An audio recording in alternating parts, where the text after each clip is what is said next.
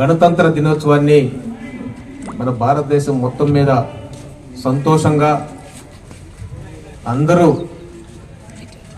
ప్రజాప్రతినిధులు, అధికారులు, ముఖ్యమైన నేతలు అందరం సంతోషంగా జరుపుకుంటున్నాం.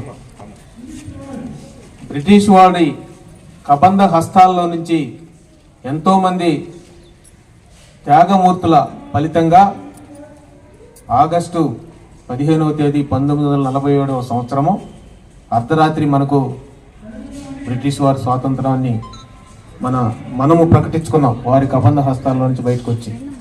కానీ మనకు ఆ రోజుకి రాజ్యాంగము ఎక్కడా లేదు. ఎట్లా పరిపాలించాలి, ఏ విధంగా చట్టాన్ని రూపొందించుకోవాలి అనేది ఏమీ లేకుండా బ్రిటిష్ వాళ్ళతోనే మనం నలిగిపోతా ఉన్నాం. అటువంటి పరిస్థితుల్లో ఆ రోజు నుంచి దాదాపు 2 సంవత్సరముల 16 నెలలు 18 నెలల వరకు 3 సంవత్సరముల వరకు సుమారు రాజ్యాంగాన్ని రచించేదానికి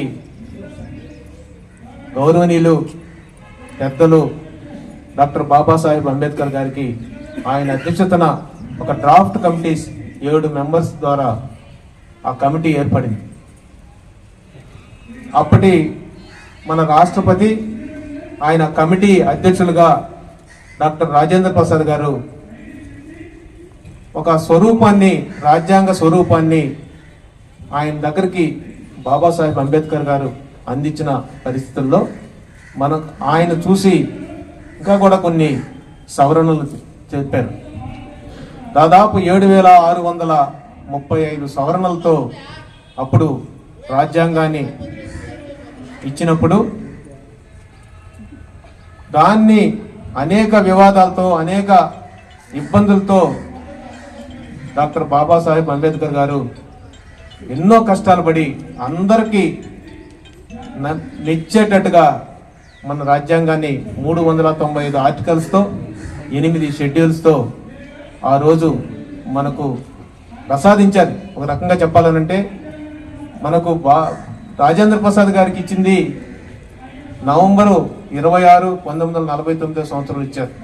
ఈరోజు ఈ కార్యక్రమానికి విచ్చేసినటువంటి కమిషనర్ గారికి, కౌన్సిలర్స్కి, కోఆప్షన్ మెంబర్స్కి, మున్సిపల్ సిబ్బందికి, పారిశుద్ధ్య కార్మికులకు, మెప్మా సిబ్బందికి మరియు మీడియా మిత్రులకి అందరికీ నా హృదయపూర్వక నమస్కారాలు. ప్రతి ఒక్కరికి అమల్లోకి వచ్చిన రోజు భారత పౌరులందరికీ 76వ గణతంత్ర దినోత్సవ శుభాకాంక్షలు. రాజ్యాంగం మనకు అందించిన మౌలిక హక్కులను కాపాడుకుంటూ ప్రాథమిక విధులను నిర్వర్తిస్తూ దేశ అభివృద్ధికి కృషి చేద్దాం.